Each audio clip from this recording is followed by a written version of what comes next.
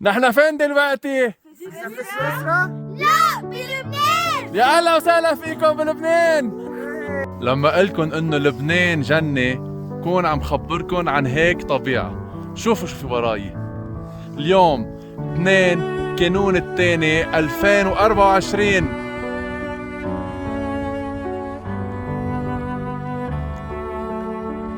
جيلبير لبنان هيفن ويزر اوف لبنان لعيون ارغش. شوفوا المايك في مجلدة وراي.